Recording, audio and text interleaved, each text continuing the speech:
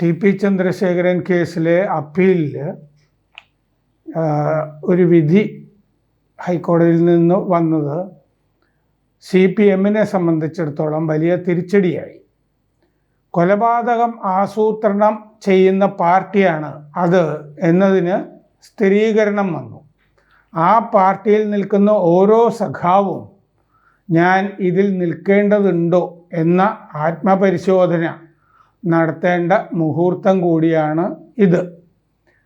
അതായത് സംസ്ഥാന തലത്തിൽ തന്നെ ആസൂത്രണം നടന്ന ഒരു കൊലപാതകമായിരുന്നു ടി പി ചന്ദ്രശേഖരൻ്റേത് എന്ന് സ്ഥിരീകരിക്കപ്പെട്ടിരിക്കുകയാണ്. എന്നാൽ ഇപ്പോൾ ഈ വിധിയും കൂടി വന്നു കഴിഞ്ഞപ്പോൾ ഫോക്കസ് പി മോഹനൻ എന്ന കോഴിക്കോട് ജില്ലാ സെക്രട്ടറിയിലേക്ക് തിരിയുന്നതായിട്ടാണ് എനിക്ക് അനുഭവപ്പെട്ടത്. പി മോഹനനെ കേസിൽ വെറുതെ വിട്ടത്, ഹൈക്കോടതി ശരി വെച്ചത് പാർട്ടിയുടെ വിജയമാണെന്ന് പാർട്ടി പറയുന്നുണ്ട്. അതുകൊണ്ട് നേരത്തെ ഉള്ളതൊക്കെ ശരിവെച്ചു, അത്രയൊക്കെ ഉള്ളൂ എന്ന് ലളിതവൽക്കരിക്കാനുള്ളൊരു ശ്രമം പാർട്ടിയുടെ ഭാഗത്തു നിന്നുണ്ട്. ആ ലളിതവൽക്കരണം സാമാന്യ ബുദ്ധിക്ക് നിരക്കുന്നതല്ല. എന്തുകൊണ്ടെന്നാൽ അതിൽ KK കൃഷ്ണൻ, അജിത് ബാബു എന്നീ രണ്ടുപേരെ നേരത്തെ വിചാരണ കോടതി വെറുതെ വിട്ടത് ഹൈക്കോടതി റദ്ദാക്കിയിട്ട് അവരും കുറ്റക്കാരാണെന്ന് വിധിച്ചിട്ടുണ്ട്. പിന്നെ വളരെ അപൂർവമായ ഒരു നടപടി ഹൈക്കോടതിയുടെ ഭാഗത്തു നിന്നുണ്ട്. അതായത് 26-ാം തീയതി ഈ ജീവപര്യന്തം തടവ് കിട്ടിയ ആളുകളുടെ ശിക്ഷാ കാലാവധി കൂട്ടണം, അത് വധശിക്ഷയിലേക്ക് കൂട്ടണം, പരമാവധി ശിക്ഷ കൊടുക്കണം എന്ന് പ്രോസിക്യൂഷൻ വാദിച്ചിട്ടുണ്ട്. അപ്പോൾ അങ്ങനെ കൂട്ടേണ്ടതുണ്ടോ എന്നൊരു വാദം 26-ാം തീയതി ഹൈക്കോടതിയിൽ നടക്കാൻ പോകുന്നു.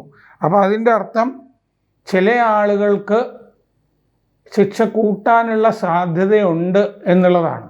സാധാരണഗതിയിൽ ഈ വധശിക്ഷ കീഴ്ക്കോടതി വിധിക്കുമ്പോൾ ആ വധശിക്ഷ വിധിയുടെ അടിയിൽ എഴുതും ഇത് ഹൈക്കോടതിയുടെ അംഗീകാരത്തിന് വിധേയമാണ് എന്ന് സാധാരണ എഴുതി വയ്ക്കും.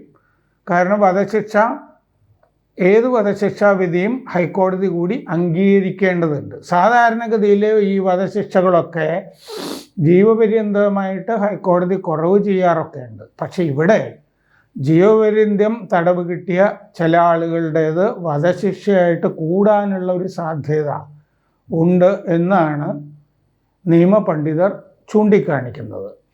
അപൂർവത ആണത്. അതേസമയം തന്നെ അങ്ങനെ അവരുടെ ശിക്ഷാവധി കൂട്ടുന്ന കാര്യം വാദിക്കുമ്പോൾ അവിടെ പ്രതികളുടെ സാന്നിധ്യം കൂടി ഹൈക്കോടതി ഉറപ്പുവരുത്തിയിട്ടുണ്ട്. പ്രതികളെ കൂടി ഹാജരാക്കാൻ പറഞ്ഞിട്ടുണ്ട്. അത് സാധാരണ കേസുകളിൽ സംഭവിക്കുന്നതല്ല അങ്ങനെ പ്രതികളുടെ കൂടി സാന്നിധ്യം. അപ്പോൾ ഈ രാഷ്ട്രീയ കൊലപാതകങ്ങളിൽ സാധാരണ CPM കൊടുക്കുന്ന ഒരു പട്ടിക പോലീസ് അംഗീകരിച്ച് ആ പട്ടികയിലുള്ളവരെ അറസ്റ്റ് ചെയ്യുക എന്നുള്ളതായിരുന്നു പരിപാടി. അപ്പോൾ അവർ കൊലയിൽ പങ്കെടുത്തിട്ടില്ലാത്തവരായിരിക്കുമല്ലോ. കൊലയിൽ പങ്കെടുത്തവർ നിർബാധം വിലസുന്നു. ഇവർ പട്ടികയിൽ കൊടുത്തവർ കൊലയിൽ ഇല്ലായിരുന്ന കൊണ്ട് സാധാരണഗതിയിൽ വിട്ടുപോവുകയും ചെയ്യും. കാരണം എന്താണ്? തെളിവില്ല. ആ സമ്പ്രദായത്തിനൊരു മാറ്റം വന്നതാണ് ടി പി ചന്ദ്രശേഖരൻ വധക്കേസിൽ നമ്മൾ കണ്ടത്. ഷൗക്കത്ത് അലി എന്നൊരു അന്വേഷകൻ, TP സെൻകുമാർ എന്ന അത് ലീഡ് ചെയ്യുന്ന ഒരു DGP, അങ്ങനെ അന്വേഷണം മര്യാദയ്ക്ക് നടന്നു. തെളിവുകളുടെ പ്രവാഹമായിരുന്നു. അപ്പോൾ അങ്ങനെ ഒക്കെ സംഭവിച്ചിരിക്കുന്നത് കൊണ്ടാണ് ഈ ഘട്ടത്തിൽ വരുന്നത്. അപ്പോൾ പി മോഹനിലേക്ക് ഫോക്കസ് തിരിയുന്നു എന്ന് ഞാൻ പറയാനുള്ളൊരു കാരണം, ഈ അപ്പീൽ വിധിക്ക് ശേഷം KK രമയുടെ പ്രതികരണം പ്രധാനമാണ്.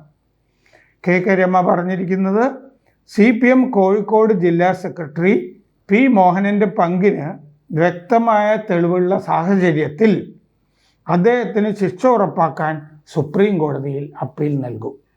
അപ്പോൾ പി മോഹനൻ്റെ പങ്ക് കൂടി വ്യക്തമാണ്.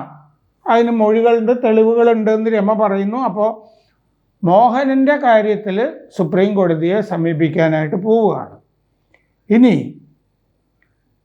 പി മോഹനെ വിട്ടയച്ചത് ഗൂഢാലോചന കുറ്റം ഉന്നത നേതൃത്വത്തിൽ എത്തിയിട്ടില്ല എന്നത് അവശേഷിക്കുന്നുണ്ട്. പി മോഹനെ ശിക്ഷിച്ചിട്ടില്ല. ഈ ഗൂഢാലോചന പിണറായി വിജയനിലേക്ക് എത്തിയിട്ടില്ല. ഈ രണ്ട് കാര്യങ്ങളാണ് കെ രമ പറയുന്നത്, ഞാൻ പറയുന്നതല്ല. കെ രമയെ ഞാൻ ഉദ്ധരിക്കുകയാണ്. 2 ജില്ലകളിൽ ഉൾപ്പെട്ടവർ ചേർന്ന് കുഞ്ഞനൻ്റെ നേതൃത്വത്തിൽ കൊലപാതകം ആസൂത്രണം ചെയ്യുമ്പോൾ അതിന് അന്നത്തെ CPM സംസ്ഥാന സെക്രട്ടറിയുടെ അനുമതി ഇല്ലാതെ വരില്ലെന്ന് വ്യക്തമാണ്. കെ രമ പറഞ്ഞതാണ്. കെ രമ പറഞ്ഞത് പിണറായി വിജയൻ്റെ കൈകൾ ശുദ്ധമല്ല എന്നാണ്. അപ്പോൾ ഞാൻ പല ഉറവിടങ്ങളിൽ നിന്നും അറിഞ്ഞിട്ടുള്ളതും ഈ പി മോഹനൻ്റെ പങ്ക് ഇതിൻ്റെ അകത്ത് തള്ളിക്കളയാൻ കഴിയില്ല എന്ന് തന്നെയായിരുന്നു. അപ്പോൾ പി മോഹനൻ്റെ പങ്ക് പിന്നെ എങ്ങനെ ഇല്ലാതായി എന്ന് ചോദിച്ചാൽ, ഞാൻ അറിഞ്ഞിട്ടുള്ളത് ഒരു മുസ്ലിം ലീഗ് നേതാവ്, ഉമ്മൻചാണ്ടി മന്ത്രിസഭയിലൊക്കെ ഉണ്ടായിരുന്ന ഒരു ലീഗ് നേതാവ് അതിനുവേണ്ടി CPMന് വേണ്ടി മോഹനന് വേണ്ടി ഇടപെട്ടു എന്നാണ് ഞാൻ മനസ്സിലാക്കിയിരിക്കുന്നത്. കാരണം ഒരു ഘട്ടത്തിൽ ഈ മുസ്ലിം ലീഗ് നേതാവ് ഉമ്മൻചാണ്ടിയോട് പറഞ്ഞു അത്രേ, നിങ്ങൾ മോഹനെ ഒഴിവാക്കിയില്ലെങ്കിൽ ഞങ്ങൾക്ക് ആലോചിക്കേണ്ടി വരും എന്ന് ഭീഷണി മുഴക്കിയതായിട്ട് കേട്ടിട്ടുണ്ട്. ഞങ്ങൾ ഈ മുന്നണി വിടാനും മടിക്കില്ല എന്ന മട്ടിൽ. അത്രമാത്രം ഈ മോഹനൻ്റെ കാര്യത്തിൽ ലീഗിന് എന്തായിരുന്നു താല്പര്യമെന്ന് എനിക്ക് അറിഞ്ഞുകൂടാ. ഏതായാലും ഞാൻ അങ്ങനെ കേട്ടിട്ടുണ്ട്. ലീഗ് തള്ളിക്കളയട്ടെ, കേട്ടവർ സ്ഥിരീകരിക്കട്ടെ. കാരണം കേട്ടവരായിട്ട് ഞാൻ കേട്ടിട്ടുള്ളത് ഒരാൾ രമേശ് ചെന്നിത്തല ആണ്. അദ്ദേഹത്തിനും ഈ വക കാര്യങ്ങളെപ്പറ്റി കൂടുതൽ വിവരങ്ങൾ ഉണ്ടായിരിക്കും. അപ്പോൾ മോഹനനെ എന്തുകൊണ്ട് ഒഴിവാക്കി എന്ന് ചോദിച്ചു കഴിഞ്ഞാൽ അതിൻ്റെ ഉത്തരം മോഹനനിൽ എത്തിയാൽ അത് മോഹനനിൽ നിൽക്കുകയില്ല എന്നുള്ളതാണ്.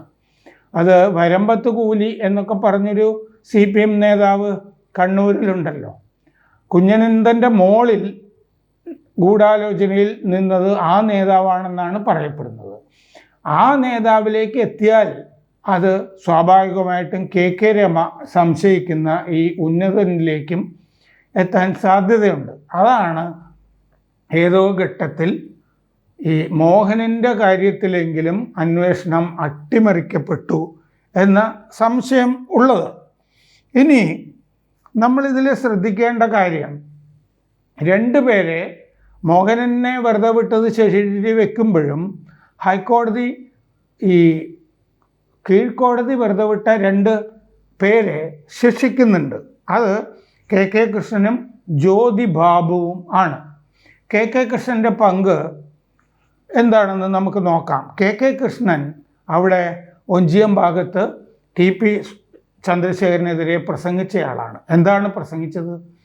ചന്ദ്രശേഖരനെ വെള്ള പുതപ്പിച്ച് കിടത്തണം, ചന്ദ്രശേഖരൻ്റെ തലച്ചോറ് തെങ്ങിൻ പൂക്കുല പോലെ റോഡിൽ ചിതറണം. കെ കൃഷ്ണൻ പ്രസംഗിച്ചതാണ്. പാർട്ടിയുടെ പ്രാദേശിക നേതാവാണ് അദ്ദേഹം. ഇങ്ങനെ പ്രസംഗിച്ചുവെന്ന് അച്യുതൻ എന്ന സാക്ഷിയുടെ മൊഴിയുണ്ട്. അത് അവിശ്വസിക്കേണ്ട കാര്യമൊന്നുമില്ല. ഇങ്ങനെ കൃഷ്ണൻ പ്രസംഗിച്ചിട്ടുണ്ട് എന്ന് രമയുടെ മൊഴിയും ഉണ്ട്. കാരണം അത് അങ്ങനെ ഒരു വിവരം കിട്ടിയതായിട്ട് ചന്ദ്രശേഖരൻ പറഞ്ഞതായിട്ട് രമയുടെ മൊഴിയുണ്ട്. പിന്നെ ചന്ദ്രശേഖരൻ രമയോട് പറഞ്ഞിരുന്ന കാര്യം ഈ കൊലപാതകത്തിനൊക്കെ ഒരാഴ്ച മുമ്പ് പറഞ്ഞതാണ്. എനിക്കെന്തെങ്കിലും സംഭവിച്ചാൽ KC Ramachandran, CH Ashokan, K Krishnan, P Mohanan എന്നിവർ അറിയാതെ ആകില്ല. ഇതിൽ പി മോഹൻ്റെ പേര് വന്നിട്ടുണ്ട്. പക്ഷെ പി മോഹൻ ഒഴിച്ച് ബാക്കി എല്ലാവരും ശിക്ഷിക്കപ്പെടുന്നുമുണ്ട്. അപ്പോൾ പി മോഹനൻ വെറുതെ വിടേണ്ട കാര്യം എന്ത്? പിന്നെ ഈ ജ്യോതി ബാബു എന്ന് പറഞ്ഞ ആളെ ശിക്ഷിക്കാൻ കാരണം എന്താണ്? ധാരാളം ഡാറ്റ അയാൾക്കെതിരെ ഉണ്ട്, സാക്ഷിമൊഴികളുണ്ട്, ഫോൺ കോൾ ഡാറ്റകളുണ്ട്, ഇലക്ട്രോണിക് തെളിവുകളുണ്ട്.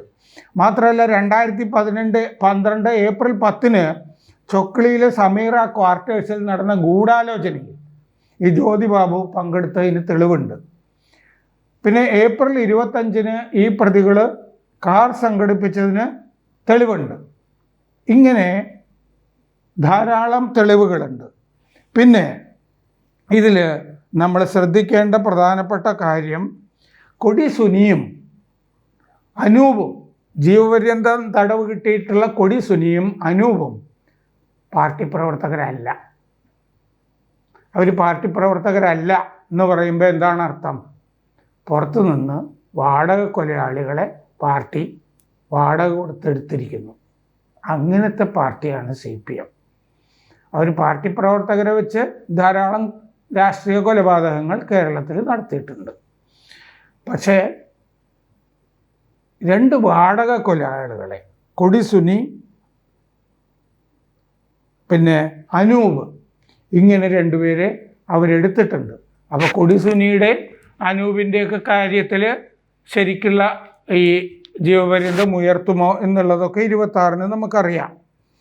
ഈ കൊടി സുനിയും അനൂപും CPM പ്രവർത്തകരല്ല എന്ന് പറയുമ്പോൾ തന്നെ എന്നോട് ചിലർ പറഞ്ഞിട്ടുള്ളത് ഇതിൽ TK രജീഷ് എന്നൊരു പ്രതിയുണ്ട്. ഈ രജീഷ് പിന്നെ ബോംബെ അധോലോക നായകനായ ഛോട്ടാ രാജൻ്റെ സംഘത്തിൽ പ്രവർത്തിച്ചിരുന്ന ആളാണ് എന്ന് എന്നോട് ചിലർ പറഞ്ഞിട്ടുണ്ട്. അങ്ങനെ ഒരു അധോലോക ബന്ധം ഉള്ളയാളാണ് അയാൾ. മറ്റൊരു വിവരം ഞാൻ കേട്ടിട്ടുള്ളത്, ഈ കൊടി സുനിയും ഇതിൽ മുഹമ്മദ് ഷാഫി എന്നൊരു പ്രതിയുണ്ട്. അപ്പോൾ ഈ ചന്ദ്രശേഖരൻ്റെ തലയിൽ ഏറ്റ വെട്ടുകൾ, ഈ ക്രോസായിട്ട് വെട്ടിയിരിക്കുന്ന അത് ഒരു ഇടത് കയ്യനായിരിക്കും വെട്ടിയിരിക്കുക എന്നൊരു വിവരം ഈ പോസ്റ്റ്മോർട്ടം റിപ്പോർട്ടിലൊക്കെ ഉണ്ട് എന്ന് കേൾക്കുന്നു. അങ്ങനെ ഈ മുഹമ്മദ് ഷാഫി എന്നയാൾ ഇടത് കയ്യനാണ് എന്നാണ് എൻ്റെ ധാരണ. അപ്പോൾ മുഹമ്മദ് ഷാഫി നേരിട്ട് വെട്ടിയ ആളാണ്. ഈ ആദ്യം ശിക്ഷ മേടിച്ച 10-12 പേരിലുള്ള ആളാണ് ഷാഫി. അപ്പോൾ ഈ ഷാഫി, കൊടി സുനി, അനൂപ്, രജീഷ് ഇവരെല്ലാവരും കൂടി ഈ സഞ്ചരിക്കുന്ന വണ്ടി, എന്നോട് ചില ആളുകൾ പറഞ്ഞിട്ടുള്ള കാര്യമാണ് ഞാൻ പറയുന്നത്, അതൊന്നും പത്ര റിപ്പോർട്ടുകളിൽ കണ്ടില്ല. അത് ന്യൂ മാഹിയിൽ വെച്ചിട്ട് ഈ ഒരു സ്വയം സേവകൻ പെണ്ണ് കാണാൻ പോവുകയായിരുന്നു. അദ്ദേഹത്തിൻ്റെ കുടുംബാംഗങ്ങൾ, അച്ഛനമ്മ ഒക്കെ ഉണ്ടായിരുന്നു. ആ വണ്ടി ഈ TP ചന്ദ്രശേഖരനെ കൊല്ലാൻ പോകുന്ന കൊടി സുനിയും സംഘവും സഞ്ചരിച്ച വാഹനം, അല്ലെങ്കിൽ കൊടി സുനിയും സംഘവും ആ പെണ്ണ് കാണാൻ പോകുന്ന ആളുടെ വാഹനം തടഞ്ഞു നിർത്തി ഭീഷണിപ്പെടുത്തിയിരുന്നു ആ ദിവസം വൈകുന്നേരം. അപ്പോൾ അങ്ങനെ ഭീഷണിപ്പെടുത്തിയതിനെതിരെ ആ സ്വയംസേവകൻ അന്ന് പോലീസിൽ കേസ് കൊടുത്തിരുന്നു. കേസ് കൊടുത്തത് സ്വയംസേവകനല്ല, അദ്ദേഹത്തിൻ്റെ കൂടെ ഉണ്ടായിരുന്ന സ്ത്രീകളാണ്. അപ്പോൾ അന്ന് ഈ കൊടി സുനിയുടെ ആ വാഹനത്തിന് നമ്പർ ഉണ്ടായിരുന്നില്ല എന്ന് തോന്നുന്നു. ആ വാഹനത്തിൻ്റെ കാര്യമൊക്കെ പറഞ്ഞിട്ട് ആ ന്യൂ മാഹി പോലീസ് സ്റ്റേഷനിൽ ഒരു കേസ് രജിസ്റ്റർ ചെയ്തിരുന്നു. അപ്പോൾ ഈ വാഹനത്തിൻ്റെ വിവരം, മറ്റേ ചന്ദ്രശേഖരനെ കൊല്ലാൻ പോകുന്ന വാഹനത്തിൻ്റെ വിവരം, അങ്ങനൊരു സംഘം പോകുന്നത് അന്ന് തന്നെ ഒരു പോലീസ് സ്റ്റേഷനിൽ രജിസ്റ്റർ ചെയ്യപ്പെട്ടിട്ടുണ്ട്. മാഷ അള്ള എന്ന ആ വാഹനത്തിൽ എഴുതിയിരുന്നു എന്നും മൊഴിയുണ്ടായിരുന്നു എന്നാണ് ഞാൻ മനസ്സിലാക്കുന്നത്. ഇങ്ങനെ തന്നെ തെളിവുകളുടെ പാരാവാരമാണ് അതിലുള്ളത്. അപ്പോൾ മോഹനൻ്റെ കാര്യത്തിൽ അപ്പീൽ പോകാൻ പോണു. സൂത്രധാരൻ പുറത്താണെന്ന് രമ പറയുന്നു. പ്രധാനപ്പെട്ട സൂത്രധാരൻ തിരുവനന്തപുരത്തായിരുന്നു എന്ന് പറയപ്പെടുന്നു. മാത്രമല്ല തിരുവനന്തപുരത്തെ സൂത്രധാരന് മൊബൈലിൽ സക്സസ് എന്നൊരു മെസ്സേജ് ഈ കൊലപാതകത്തിന് ശേഷം കിട്ടിയതായിട്ടും പറയുന്നുണ്ട്. ആ സന്ദേശത്തിൻ്റെ കാര്യം അന്വേഷണത്തിൽ വന്നില്ല എന്നാണ് അറിയുന്നത്. അപ്പോൾ ഇങ്ങനെ ഉള്ള ഒരു സംഭവം, അതായത് കൊലപാതകികൾ പോയിരിക്കുന്നത് കോഴിക്കോട് നിന്നല്ല, കണ്ണൂരിൽ നിന്നാണ്. അപ്പോൾ ഇങ്ങനെ ഒരു വിവരം അന്നത്തെ സംസ്ഥാന സെക്രട്ടറി അറിയാതിരിക്കില്ല എന്ന് പറയുന്നത് വിശ്വസിക്കാതിരിക്കാൻ ന്യായമൊന്നും ഞാൻ കാണുന്നില്ല. അങ്ങനെ അറിഞ്ഞിരിക്കാം, അതാണ് പാർട്ടിയുടെ രീതി. അപ്പോൾ ടി.പി. ചന്ദ്രശേഖരനെ നേരിട്ട് അറിയാത്ത ആളുകളാണ് അദ്ദേഹത്തിനെ വെട്ടിക്കൊന്നിരിക്കുന്നത്. അത് ശരിക്കും കാബാലികർ ചെയ്യുന്ന രീതിയിലാണ് അത് ചെയ്തിട്ടുള്ളത്. മുൻപ് എന്തൊക്കെയോ ഇങ്ങനെയൊക്കെ ചെയ്ത് പരിചയമുള്ളവരാണ്. അതുകൊണ്ടാണ് ഞാൻ രജീഷിൻ്റെ ഈ ചോട്ടാ രാജൻ ബന്ധമൊക്കെ പറഞ്ഞത്. അപ്പോൾ ഇതിൽ പിന്നെയുള്ളത്, സാധാരണഗതിയിൽ മരിച്ചുപോയ ഒരാളോട് കോടതികൾ ദയവൊക്കെ കാണിക്കാറുണ്ട്. ഇതിൽ കുഞ്ഞനന്തൻ്റെ ശിക്ഷ, അദ്ദേഹം മരിച്ചുപോയെങ്കിലും അത് ശരിവെക്കുകയാണ് ഹൈക്കോടതി ചെയ്തത്. അദ്ദേഹത്തിൻ്റെ കുടുംബം കോടതിയിൽ പോയിട്ടും അത് ശരിവെക്കുകയാണ് ചെയ്തത്. പിന്നെ ഇങ്ങനെ വളരെ വിശദമായി കാര്യങ്ങൾ കിടക്കെ പാർട്ടിയുടെ ഉന്നത തലത്തിൽ തന്നെ ഉള്ള പങ്ക് വ്യക്തമായിരിക്കെ കുറച്ച് ഭാഗം കൂടി ഈ കേസിൽ ഭാവിയിൽ ശരിയാകും എന്ന പ്രതീക്ഷ, ഈ സംസ്ഥാനം മര്യാദയ്ക്ക് നടന്നു പോകണം, സംസ്ഥാനം മര്യാദയ്ക്കല്ല നടന്നു പോകുന്നതെന്ന് വയനാട്ടിലെ സംഭവങ്ങളിൽ നിന്ന് നമുക്കറിയാം. ആന വരാതിരിക്കാൻ വേണ്ട കാര്യങ്ങളെപ്പറ്റി ഒന്നും സർക്കാർ എന്തെങ്കിലും ചെയ്യുന്നതായിട്ട് പറയുന്നില്ല. പടക്കം പൊട്ടിച്ചാലൊന്നും ആന പോവില്ല, ഹാങ്ങിങ് ഫെൻസ് അവിടെ സ്ഥാപിക്കണം, എന്നാൽ അങ്ങനെ എന്തെങ്കിലും ചെയ്യുമെന്ന് പറയുന്നില്ല. പിണറായി വിജയനും വനം മന്ത്രി ശശീന്ദ്രനും ആ സംഭവ സ്ഥലത്ത് പോലും പോയില്ല. ഗവർണർ പോയി, എന്നിട്ടും പോയില്ല. അപ്പോൾ എന്തൊക്കെയോ something is rotten in the state of Denmark എന്ന് ഷേക്സ്പിയർ പറഞ്ഞതുപോലെ, ഡെൻമാർക്കിൽ എന്തോ ചീഞ്ഞു നാറുന്നു എന്ന് പറയുന്നത് പോലെ കേരളത്തിൽ എന്തോ അല്ല, എല്ലാം ചീഞ്ഞു നാറുന്ന ഒരു ഭരണമാണ് നമ്മൾ കാണുന്നത്. സർക്കാരൊന്നും പറഞ്ഞാൽ അനുസരിക്കുകയില്ല, നിയമം അവർക്കൊരു വിഷയമല്ല. പ്രിയ വർഗീസിനും ഇപ്പോൾ തിരിച്ചടി സുപ്രീം കോടതിയിൽ നിന്ന് വരാൻ പോകുന്നു. സഖാക്കൾക്ക് എന്തുമാകാം. പഴയ 1957 കാലത്തെ സെൽഭരണത്തിനേക്കാൾ കഷ്ടമാണ് ഇപ്പോഴത്തെ അവസ്ഥ. ജ്യോതി ബസു 30 കൊല്ലം എടുത്ത് നാറാൻ, ഇവിടെ പിണറായി വിജയൻ 7 കൊല്ലം കൊണ്ട് തന്നെ സമ്പൂർണ്ണമായിട്ടും നാറുന്ന അവസ്ഥയിലാണ് കാണുന്നത്. ഇതൊരു കൊലയാളി പാർട്ടിയാണ് എന്ന് നമുക്ക് മനസ്സിലാകുന്നു. ഹൈക്കോടതിക്ക് അത് മനസ്സിലായി. രാഷ്ട്രീയ കൊലപാതകങ്ങൾ ഇങ്ങനെ തുടരാൻ പാടില്ല എന്ന കർശനമായ സന്ദേശം 26-ന് ഹൈക്കോടതിയിൽ നിന്ന് വരും എന്നാണ് എൻ്റെ പ്രതീക്ഷ.